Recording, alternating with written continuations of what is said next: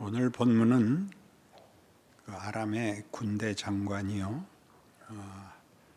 왕을 호위하는 친위대 책임자인 커다란 그 군사적 지도자가 나병을 고치기 위하여 엘리사를 찾아오고 그 병이 깨끗하게 지는 기적의 사건을 소개하고 있습니다. 이 글은 읽을 때 조금 주의를 요합니다. 문학적 센스가 있어야 됩니다. 나만은 아람 왕의 군대 장관이기 때문에 그 이스라엘과 적국이고, 이스라엘 입장에서 보자면 가장 미워해야 할 대상인데, 그는 나병이 들어서 큰 권세를 가지고 있으나 어쩔 수 없는 절망에 빠져 있는 사람입니다. 그런데 그에게 희망의 소식을 전하는 이는 아람이 이스라엘에 쳐들어와서 잡아간 포로들 중에 어린 소녀가 나아만 집안에 시종으로 일하다가 주인의 병을 알고 준 소식입니다. 당신이 이스라엘에 있는 엘리사라는 선지자를 만날 수 있다면 그 병의 깨끗함을 받을 수 있습니다. 그 소식에 너무나 귀가 번쩍 뛰었죠. 그는 못할 것이 없고 아쉬울 것이 없지만 이 문제만은 무슨 방법으로도 해결하지 못했을 것이고, 흘려 들을 수 있는 이런 귀한 소식을 전할 수 있는 위치가 아닌 소녀의 말임에도 불구하고 지푸라기라도 잡는 심정으로 이제 이스라엘에 옵니다. 그는 적국의 장군이요, 자기의 필요에 따라 오는 입장이지만 양국에서는 그의 왕래를 소홀히 볼 수 없습니다. 아람 왕은 친히 글을 써서 이스라엘 왕에게 내 군대 장관이 이만저만한 일로 귀국에 가오니 놀라지 마시고 악의가 있는 것이 아니니 선처 바랍니다 라는 일종의 소개장을 써보냈죠. 그 편지를 받아든 이스라엘 왕은 매우 당황하게 됩니다. 거기에 엘리사를 만나게 해 주십시오는 아니니까 나보고 어떡하란 말이냐, 고칠 수 없는 병을 나보고 고쳐달라고 편지를 들고 왔는데 이걸 들어줄 수 없으면 듣고 안 듣고의 문제가 아니라 해결할 수 있느냐 없느냐의 문제니까, 해결하지 못하면 이것이 적군이 우리를 침략할, 공격할 빌미가 될 것 아니냐 해서 옷을 찢습니다. 특별히 성경에서 옷을 찢는다는 행위는 매우 분할 때, 그리고 매우 비참할 때, 슬플 때, 이렇게 두 가지 경우인데, 지금은 분노하고 당황해서 옷을 찢어서 이 부탁을 들어줄 수는 없고 무시할 수도 없는 그 곤경을 표현합니다. 그 소식을 들은 엘리사가 왕이요, 내가 있지 않습니까? 해서 그 사람 나한테 보내십시오. 이제 나아만을 엘리사에게 보내고 엘리사는 그의 병을 고쳐줍니다. 그런데 이 일에는, 이 사건의 기록 속에는 하나님을 믿는 이스라엘 사람들의 믿음의 자존심, 그 우월함 같은 것이 아주 잘 드러나 있어서 매 그 장면마다 어떻게 저들이 그 우월감으로 그 나아만의 일을 처리하는지 아주 각별하게 표현되어 있습니다. 우선 엘리사가 고쳤지만 그 일은 포로로 잡혀간 작은 어린 소녀의 입으로 그 소식이 전달되고 귀인이나 무슨 왕족이나 외교관이 가서 권면을 하는 게 아니라 자격 없는, 기대할 수 없는 사람이 그 복음을 전하고, 가정 어린 소녀까지도 우리는 잊지 만다. 너희는 나라의 기둥이라도 이것도 모르지 않냐. 이런 그 자존심이 묻어나고 있습니다. 그는 엘리사를 찾아오고 엘리사는 문전박대를 합니다. 그는 문을 열고 나와서 환영하지 않고 지 사환을 내게 이렇게 뜻을 전합니다. 요단강에 가서 7번 목욕하라 그래라. 그래서 나만이 화가 나죠.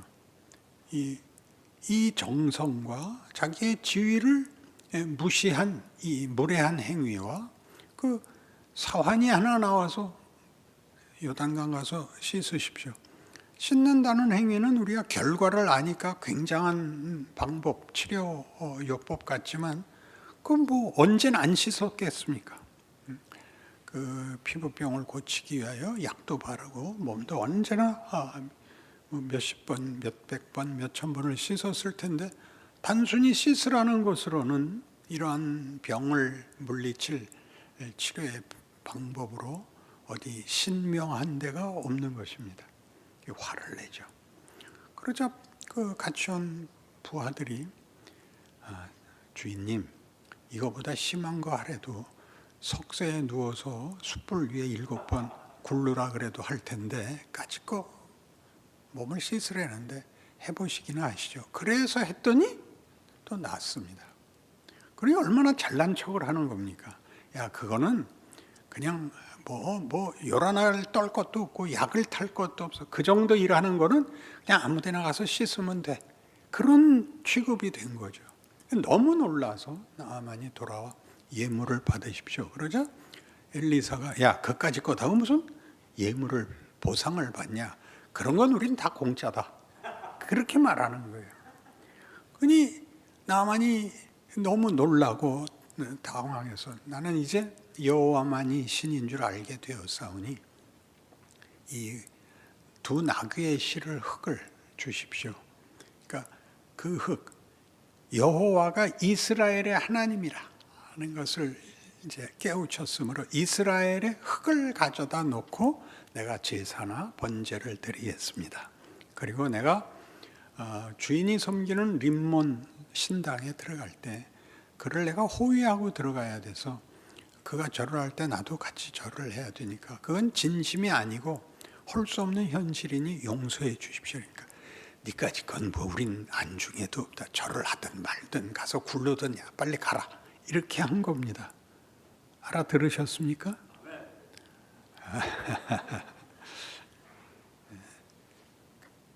그래서 이 하나님은 그까지 나병 고치는 거 그게 뭐 아무리 세상에 높은 지위건 간에 그까짓 거는 야 일도 아니다 라는 일을 지금 이렇게 잘난 척에 이빠이 잘난 척에도 이빠이 이렇게 외국어를 써가면서 깨도 불구하고 생각해보면 지금 바벨론 포로로 와서 이 글을 읽어야 되는 겁니다. 바벨론 포로가 돼서 이 하나님 그까짓 거는 엘리사가 만날 필요도 없는 의사가 와서 진찰도 할 필요가 없는 그냥 가서 씻기나 해라 이런 정도의 일을 하시는 하나님이 그럼 지금 이건 뭐야? 라는 입장에서 이 글을 읽어야 되는 것이죠. 그러니까 이 글은 이겁니다. 하나님은 왜 그러셨어? 이렇게 하실 수 있는 하나님이 우리한테는 왜 그래? 도대체 하나님은 뭐야? 우린 뭐야? 여기에 이 장면에 우화가 들어있습니다. 우화. 장님 코끼리 만지기. 너무나 뻔한 걸 잘못 보는 너무나 한심한 일에 대한 교훈, 꾸중이 여기 들어있죠. 어떤 꾸중? 이런 하나님을 모시고 있는데 이 현실은 왜 생겼을까? 너희는 보고도 모르지? 이러는 겁니다. 만져보고 몰랐지 않습니까? 우화가 그거 아닌가요? 코끼리를 만졌는데 뭐라 그랬다고요? 칠판인 줄 알았다. 고무호수인 줄 알았다. 부채인 줄 알았다. 거기에 대해서 우리가 배를 잡고 웃는 이유가 뭡니까? 코끼리를 아니까. 지금은 어떻게 된 거죠? 이스라엘 백성이 모두 다 지금 이런 하나님을, 이럴 수 있는 하나님을 못 보고 있다는 거죠.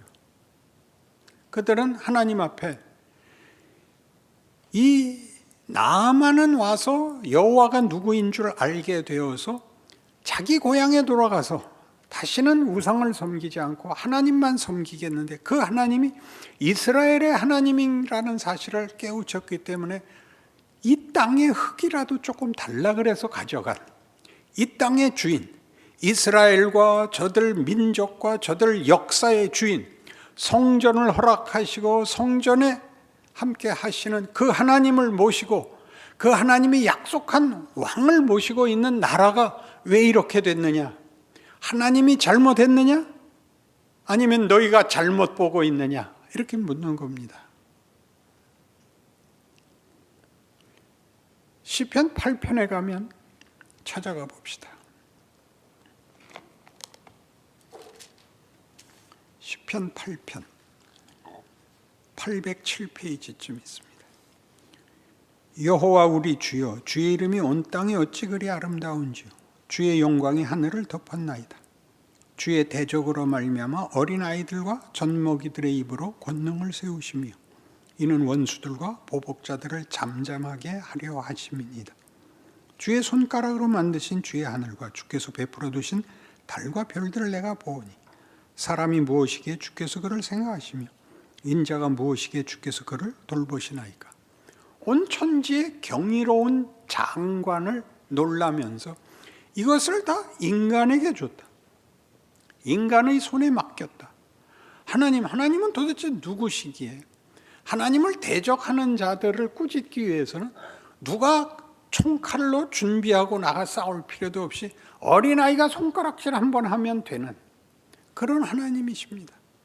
하나님은 우리에게 도대체 어떤 명예와 어떤 운명과 어떤 지위를 주셨기에 이 온 땅의 아름다움과 이 신비에 대하여 우리는 감당 못할 감격을 할 수밖에 없습니다. 그런 고백입니다. 그러나 이 고백은 우리가 형통할 때는 아멘인데 우리가 어려우면 이게 뭔가가 되죠. 안 그렇겠습니까? 우리가 어렵다는 건 무슨 뜻이죠? 우리가 어렵다는 것은 현실적으로 고통스럽고 절망스럽고 이해할 수 없는 현실을 고통스럽다고 할 텐데 그 고통이 하나님이 일그러져 보인다는 것을 꾸짖고 있죠.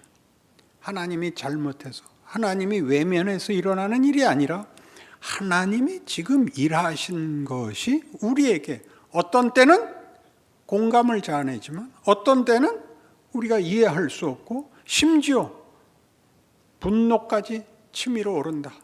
여기에 너희는 너희가 만져본 것이 무엇인지 모르고 너희가 만져본 것으로 하나님은 이래야 된다라고 너희는 고집함으로써 너희에게 일어난 일들이 어떤 일들이는 모른 채 너희의 판단에 의해서 하나님이 고맙다가 미웠다가 찬송했다가 분노했다가 하는 것 아니냐. 봐라. 그게 나만 사건인 것입니다. 그런 표정 때문에 설명을 더 해야 되게 생겼습니다. 이사야 40장에 가봅시다. 구약 성경 1014페이지쯤 있습니다. 27절. 야곱아, 어째 네가 말하며 이스라엘아 네가 이르기를 내 길은 여호와께 숨겨졌으며 내 송사는 하나님에게서 벗어난다 하느냐. 너는 알지 못하느냐? 듣지 못하였느냐? 영원하신 하나님 여호와 땅끝까지 창조하신 이는 피곤하지 않으시며 곤비하지 않으시며 명철이 한이 없으시며 피곤한 자에게는 능력을 주시며 무능한 자에게는 힘을 더하시나니 소년이라도 피곤하며 곤비하며 장정이라도 넘어지며 쓰러지되 오직 여호와를 앙망하는 자는 새 힘을 얻으리니 독수리가 날개치며 올라감 같을 것이요 다른 박질하여도 곤비하지 아니하겠고 걸어가도 피곤하지 아니하리로다. 우리가 늘 읽으면 이렇게 읽습니다. 내가 어려움을 당하지만 하나님이 힘 주시면 내가 이 모든 것을 이길 수 있어. 하나님은 우리에게 힘을 주사 쓰러지지 않게, 곤비하지 않게, 실패하지 않게 힘을 주실 거야. 그런데 그것이 그 앞에 뭐와 병행되고 있느냐면 하나님은 피곤하지 않다는 겁니다. 하나님은 곤비하지 않다는 겁니다. 지금 우리가 힘을 얻어야 되는 우리가 피곤하면 안 되고 곤비하면 안 되고 절망하면 안 돼서 하나님이 힘을 주시는 이 상황이 하나님께도 있다는 거죠. 나는 피곤하지 않다. 나는 곤비하지 않다. 뭘 하시는데? 우리를 돌보시는데, 우리를 이끄시는 일에 그는 피곤해하지 않습니다. 이게 무슨 뜻인가요? 우리에게 힘을 주실 뿐만 아니라 우리를 곤비하지 않게 힘을 주시는 하나님의 피곤은 뭘까요? 하나님은 하나님의 뜻을 이루기 위하여 땀 흘려 노심초사하며 역사하고 계신답니다. 그러니 우리가 당하고 있는 모든 일에 우리에게 힘을 주시는 것은 그 힘을 줘야 되는 고난이, 우리의 불평이, 우리의 절망이 하나님이 우리에게 힘써 준 길이라는 거죠. 우리의 반발, 우리의 무지에 의해서 타협하지 않으시고 포기하지 않으시고 하나님도 힘을 다하여 우리를 밀어붙이고 있으신 겁니다. 그는 피곤하지 않을 것입니다. 그는 곤비하지 않을 것입니다. 포기하지 않을 것이며 힘이 모자라지 않으실 것입니다. 그게 우리 신자들의 인생입니다. 우리는 우리가 잘못한 것을 회개하고 돌아서면 새로운 힘을 얻는 보상을 받는 게 아니라 이 길이 새 힘을 얻는 대로 나아가는 길이라는 것을 인정해야 됩니다. 우리는 하나님을 모르고 있습니다. 하나님의 뜻, 하나님이 우리에 대해서 만들고 싶은 것, 그걸 위해서 우리에게 훈련시키는 과정들이 하나님의 뜻이라는 걸 모릅니다. 그래서 우리는 빨리 고난이, 고통이, 불평이 사라지기를 바라고 회개가 그런 차원에서 도입되고 있지, 우리가 전에 알고 있던 것으로 답이 되지 않는 인생은 뭘 의미하는가라고 성경을 찾으며 하나님의 일하신 역사를 찾아보며 우리 인생에서 일어나는 하나님과 나 사이의 이견, 뜻이 다른 것들을, 충돌들을 어떻게 성경이 화합시키고 있는가를 찾아가는 일에는 우리는 전혀 아무런 열심도 지혜도 없는 셈입니다. 우리 인생을 만드는 건 뭐죠? 우리 세상 인생 경험 속에도 나오지 않습니까? 젊었을 때 고생은 돈 주고 사서 한다. 왜요? 어려운 일이 사람을 만들기 때문입니다. 우리가 만일 어려운 일을 만나지 않고도 살 수 있다면 어린애로 끝나야 됩니다. 어린애란 뭐죠? 소원이 단순한 것. 소원이 단순한 것. 외부 환경의 어려움만 없으면 되는 것. 이게 소년입니다. 이거보다 크면 뭐가 생기죠? 책임이라는 게 생기죠. 짐이라는 게 생깁니다. 난관이라는 게 생기고, 그리고 낙심이라는 게 생깁니다. 그런 일들은 우리의 한계를 나타낼 뿐만 아니라 그 한계를 넘어서는 자리까지 끌고 가기 위해서는 그 낙심과 절망을 극복할 훈련, 연습, 하나님의 인도하심이 당연히 필요합니다. 하나님은 우리를 아까 읽은 시편 8편에 의하면 하나님보다 조금만 못하게 하셨습니다. 그 표현은 원래 하나님 비슷하게 하셨습니다. 왜죠? 우리는 나중에 지위가 하나님의 자녀입니다. 하나님의 자녀. 그 유산을 물려받는 자녀입니다. 우리의 영광이란 건 이루 말할 수 없습니다. 우리가 짧은 이 인생 뭐 별거 아닌데 쉽게 살게 해 주십시오는 하나님에 대하여 장님들이 코끼리 만진 것 같이 하나님은 이러신 분이어야 됩니다라고 우리가 하나님을 우리 편한 대로 고집하는 것이죠. 거기에 대한 벌을 받는 것입니다. 하나님은 당연히 이스라엘 백성의 요구대로 여기 나오잖아요. 야곱아 어찌하여 네가 말하기를 이스라엘아 네가 이르기를 내 길은 여호와께 숨겨졌으며 내 송사는 내 하나님에게서 벗어난다. 하나님이 내 기도에는 답하시지 않는다. 얘야, 내가 이 길을 너희에게 요구한다. 너희가 잘못했다. 잘못한 거 회개하면 끝나는 것이 아니라 너희가 잘못한 것, 너희의 한계 속에서 나를 한정하고 코끼리가 그냥 부채였으면 좋겠다고 하는 데서 내가 코끼리를 보여주는 자리까지 너를 끌고 가려고 한다. 네 복이 인간이 요구하는 형통과 안심과 자랑에서 끝나는 걸로 난 못 본다. 나는 너를 내 자식으로 부른다. 그러니 가자. 이렇게 얘기하는 것입니다. 그러니 통렬한 이 우화를 기억하셔야 됩니다. 나만 그러면 알아들으셔야 됩니다. 장님, 형님 그러지 말고 장님, 코끼리 그러면 그냥 알아듣듯이 엘리사 그러면 그냥 그랬어. 이스라엘의 역사가 문제가 아니라 내 인생이 그랬어. 나는 예수를 믿으면 모든 것이 형통하고 내가 할 수 있는 책임 몇 가지 규칙만 지키면 그 다음에 아무 고통이 없는 줄 알았어. 하나님이 나를 그것보다 더 나아가자고 하셔. 안목과 분별과 우리의 상상과 기대에 하나님은 영생, 영광, 역사와 온 우주를 아우르는 그런 크기와 깊이와 넓이로 우리를 부르고 계시다는 사실 앞에 서게 됩니다. 여러분의 인생에 소중한 하나님의 뜻과 의지에 대하여 새삼스러운 믿음과 안목이 열려 여러분의 현실을 살아내는 하나님의 일하시는 기적을 기억하고 보고야 말겠다는 그런 복된 결심이 서기 바랍니다. 기도하십시다. 하나님 아버지, 호세아서에서 하나님은 이렇게 이스라엘 백성을 꾸짖으셨습니다. 에브라임아, 유다야, 내가 너희에게 원하는 것은 제사가 아니다, 번제가 아니다. 나는 인애를 원하고 너희가 하나님 나를 알기를 원한다 그러셨습니다. 그렇게 우리 하나님을 영광과 복됨과 자랑과 권능과 지혜와 찬송으로 알아가야 할 우리의 인생을 허락받는 줄 아는 감격, 인내, 충성, 지혜 그리고 단련을 거친 승리가 있을 때까지 주께서 붙잡아 승리케 하옵소서. 예수님 이름으로 기도합니다. 아멘.